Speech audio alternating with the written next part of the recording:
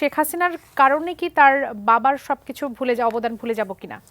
দেখুন, আমাদের জায়গা থেকে মনে হয় যে আমরা যদি যে কোনো একটা সত্যকে যে কোনোভাবে যদি ধামা চাপা দেওয়ার চেষ্টা করি, কালের পরিক্রমায় সেটি আবার বের হয়ে আসবে। দেখুন, আমরা যদি আমাদের জায়গা থেকে বলি, আপনি যদি বলেন যে 1952 পর থেকে কিংবা 1956 পর থেকে 1971 পর্যন্ত, 1971-এর 24শে মার্চ পর্যন্ত আপনি যদি আপনার জায়গা থেকে বলেন, শেখ মুজিবুর রহমানের এই বাংলাদেশের যে 1971 সৃষ্টির পিছনে যে অবদানটুকু রয়েছে, সেটুকুকে ওই জায়গা থেকে তার ওই স্বীকৃতিটি তিনি পাবেন, এটি নিয়ে সন্দেহ নেই। কিন্তু আবার এমনও একটি বিষয় রয়েছে, এই সময়েরও যে সীমাবদ্ধতা রয়েছে, এই সময় তিনি যেই কাজগুলো করেছেন, এই কাজগুলো বিগত 16 বছর যেভাবে মানে পীরের লেভেলে দেখানো হয়েছে, ব্যাপারগুলো কিন্তু এরকম নয়। একটা মানুষের যেমন কিছু ভালো কাজ রয়েছে, আবার সীমাবদ্ধতাও রয়েছে। ইতিহাসে তাকে সেভাবেই আসলে ইতিহাস সেভাবেই তাকে বিবেচনা করবে। আবার এই জায়গায় 1972 থেকে 1975-এ তিনি যে পুরো এই যে বাংলাদেশের ইতিহাসটিকে মুজিববাদ দিয়ে প্রতিস্থাপিত করেছেন, পুরো বাংলাদেশের এই সিস্টেমটিকে একটি বাকশালী সিস্টেম দিয়ে প্রতিস্থাপিত করেছেন।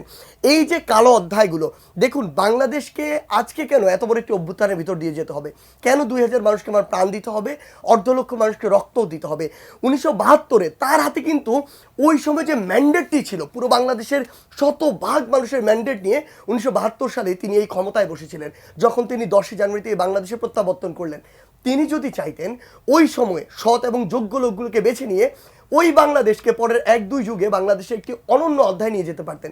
সেই জায়গায় তিনি কি করেছেন আমরা দেখেছি, স্বজনপ্রীতি, ক্ষমতাপ্রীতি, পরিবার প্রীতি, কিছু ব্যক্তি প্রীতি, এবং এগুলোর মাধ্যমে আমরা বিগত 16 বছর যা দেখেছি তার একটি বড় চিত্র ওই 3 বছর দেখেছিলাম, যেটি এক পর্যায়ে গিয়ে বাংলাদেশে 1975-এর 15ই আগস্ট ঘটাতে বাধ্য করেছে। অসংখ্য ধন্যবাদ জনাব মাসুদ কামাল। এই প্রশ্নের উত্তর একটু আপনার কাছ থেকেও নেই।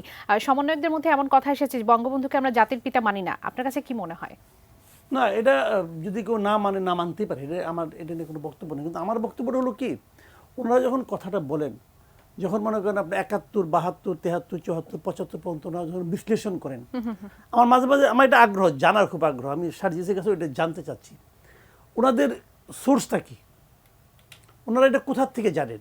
72-এ তো সার্জিসের জন্ম হয় নাই, উনি তো তখন দেখেন না এক সময় কী হয়েছে, তো ওনারা জানেন কোত্থেকে? ওনারা জানেন ইতিহাস থেকে। ইতিহাসটা তো কোনো কোনো মানুষ লেখে। বাংলাদেশে এই মুহূর্তে 2-3 ধরনের ইতিহাস পাওয়া যায়, যার যার ন্যারেটিভ তার মতো করে তারা ব্যাখ্যা করেন। কিন্তু তো ওনারা তো কোনো কোনো বই পড়ে জেনেছেন, যে বইটা পড়েছেন ওই বইটা তো কোনো কোনো মানুষ লিখেছে। তো ওই মানুষটাকে জাস্ট একবার ভাবেন, ওই মানুষটা কে? ওই মানুষটা তো কোনো কোনো পলিটিক্যাল পার্টি করেন, অথবা কোনো কোনো রাজনৈতিক দর্শনের সঙ্গে ওনার এক ধরনের অ্যাফিলিয়েশন আছে। একবার ভাবুন জিনিসটা। তো এইভাবে আমার কাছে মনে হয় শেখ হাসিনা আলাদা একটা ন্যারেটিভ তৈরি করার চেষ্টা করেছেন। আবার শেখ হাসিনার এগেনস্টে যারা ছিল, অন্য যারা পলিটিক্যাল, বিএনপিও স্বাধীনতা যুদ্ধের আলাদা একটা ন্যারেটিভ তৈরি করার চেষ্টা করেছে। জামাতে ইসলাম তারা স্বাধীনতা যুদ্ধের বিরোধিতা করেছে, কিন্তু তাদেরও কিন্তু আলাদা একটা ন্যারেটিভ আছে। আপনি জানেন, গোলাম আজমের একটা বই আছে, বইয়ের নাম হলো সোনার বাংলা। উনি সোনার বাংলা মানে বই লিখেছেন যে লোকটাকে স্বাধীনতা যুদ্ধে বিরোধিতা করেছেন অফিসিয়ালি। তো এখন যার যার ন্যারেটিভ কিন্তু তার কাছে, এবং তাদের ক্ষমা চাওয়া প্রসঙ্গ যখন আসে, আমি ক্ষমা চাওয়া প্রসঙ্গে আমি আরো অনেক পরে যাচ্ছি, ওটা ওই প্রসঙ্গটা খুব একটা ইম্পর্টেন্ট না। কিন্তু আমার কথা হলো যার যার ওনারা তো অস্বীকার করছেন যে সেই সময় তাদের প্রমাণ দিতে হবে যে সেই সময় তারা বাংলাদেশের মুক্তিযুদ্ধের বিরুদ্ধে ছিলেন বা স্বাধীনতার বিরুদ্ধে ছিলেন, সেটির প্রমাণ তাদের দিতে হবে।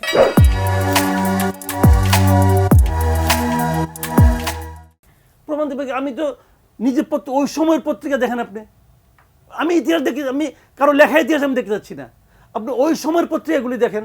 গোলাম আজম সাহেব তার দলবল নিয়ে, আব্বাস আলী খান, গোলাম আজম এরা সঙ্গে নিয়াজের সঙ্গে বসে মিটিং করতেছে, এবং মিটিং করে বলতেছে যে পাকিস্তানি বাহিনীকে সব ধরনের তারা সহযোগিতা করবে। That was their political decision. আমি একটা কথা বলি আপনাকে, ওটা তাদের রাজনৈতিক সিদ্ধান্ত ছিল, কিন্তু ওই সিদ্ধান্তর আলোকে রাজাকার বাহিনী গড়ে উঠেছিল। সেটা আমি কিন্তু ওই ঝামেলায় যাচ্ছি না। আমার কথা হলো কি, যার যার সিদ্ধান্ত তখন তারা নিয়েছেন, সময়ের প্রেক্ষিতে ওই সময় বুঝে নিয়েছেন। তারপরে কিন্তু আবার যার যার মতো করে পরিবর্তিত পরিস্থিতি, যখন পাকিস্তান আর থাকলো না, বাংলাদেশ হয়ে গেলো, যার যার মতো করে এটা ব্যাখ্যা করেছেন। আমার এই ব্যাখ্যাগুলো নিয়ে কোনো সমস্যা নাই, যে যেভাবে ভাবতেই পারে, এই কোনোটা নিয়ে আমার কোনো আপত্তি নাই।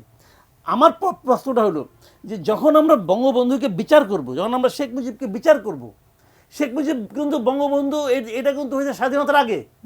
ওনাকে স্বাধীনতার আগেই এই খেতাবটা দেওয়া হয়েছে। আমি কোনো খেতাবের পক্ষে না ভাই।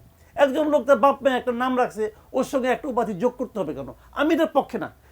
কিন্তু দিয়েছে বাংলাদেশ, ভালোবেসে দিয়েছে, দায় দিয়েছে।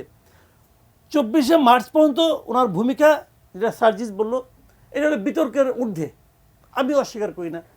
25শে মার্চ, হ্যাঁ আমি মনে করি, আমি যতটুকু পড়েছি এবং তখন আমি তখন ছোট, কিন্তু আমি বুঝি, তখন আমি বুঝি 25শে মার্চ অনেকে বলে যে উনি নাকি ওয়ালেসি কী না কী করছেন, আমি এগুলি বিশ্বাস করি না।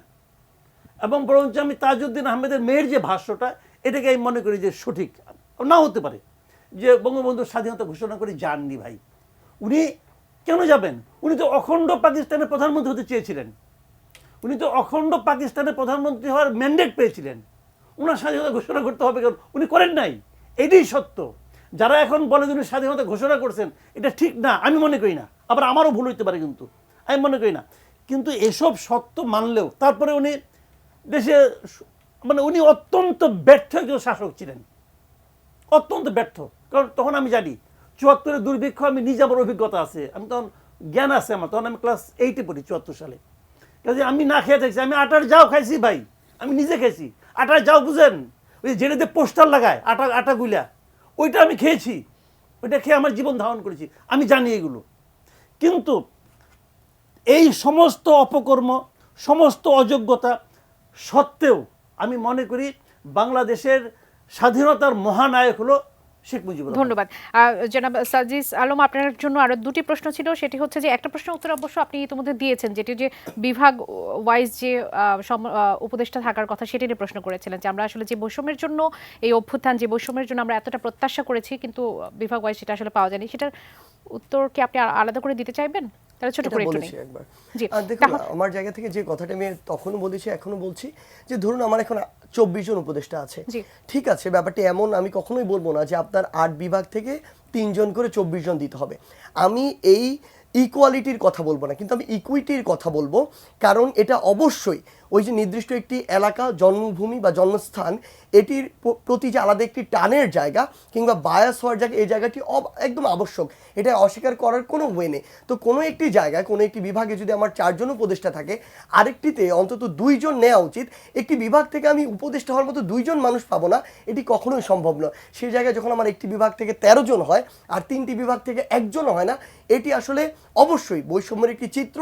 এবং এই জায়গায়, আমাদের জায়গা থেকে আমরা মনে করি যে নির্দিষ্ট একটি এরিয়ার প্রতি যে টান বা স্বজন প্রীতি, এটি থেকে আমাদের সম্ভবত যারা এই ডিসিশন মেকিং এ রয়েছে, তারা ওই জায়গাটি থেকে বের হয়ে আসতে পারে না। আরেকটি প্রশ্ন ছিল, ময়মনসিংহ থেকে একজন ফোন করেছিলেন, তার ভাতিজার কথা বলছিলেন যে এই অভ্যুত্থানে তার যে অবদান, তার ভাতিজার, তিনি গুলি খেয়েছেন, কিন্তু এখন পর্যন্ত তাদের সঙ্গে কেউ যোগাযোগ করেনি, কোনো ধরনের সহযোগিতা করেনি। আপনাদের তো সব থেকে বড় লক্ষ্যই তো এটি হওয়ার কথা ছিল যে তাদের খোঁজ খবর নেওয়া, তালিকা করা, চিকিৎসার ব্যবস্থা করা, সেটি কেন হচ্ছে না? দেখুন, আমার জায়গা থেকে প্রথমে একটি স্পষ্ট করি, সেটি হচ্ছে আমরা আমাদের জায়গা থেকে এটি মনে করি, আমাদের এই 24-এর অভ্যুত্থানে যারা যোদ্ধা, যারা জীবন দিয়েছেন, রক্ত দিয়েছেন, তাদের পাশে যেভাবে যত দ্রুত আমাদের দাঁড়ানোর কথা ছিল, বিভিন্ন পরিস্থিতি বা সীমাবদ্ধতার কারণে আমরা সেভাবে এখন পর্যন্ত দাঁড়াতে পারিনি। কিন্তু এটি সত্য যে আমরা আমাদের সর্বোচ্চ চেষ্টা করে যাচ্ছি। আমরা শহীদ পরিবারের পাশে বাংলাদেশ এরকম একটি কার্যক্রম নিয়েছি জুলাই শহীদ স্মৃতি ফাউন্ডেশনের পক্ষ থেকে। বাংলাদেশের প্রত্যেকটি বিভাগে আমরা আমাদের শহীদ পরিবারের দোরগোড়ায় যাব, তাদের কাছে আমাদের সহযোগিতাটি পৌঁছে দেওয়ার জন্য। অপরদিকে আমাদের যারা আহত ভাই বোনেরা রয়েছেন, এখন যে বিষয়টি হয়েছে, আমরা প্রাথমিকভাবে জেলা প্রশাসনের মাধ্যমে, জেলা সিভিল সার্জনের মাধ্যমে, স্বাস্থ্য মন্ত্রণালয়ের মাধ্যমে আমাদের এই তথ্যগুলো সংগ্রহ করেছিলাম।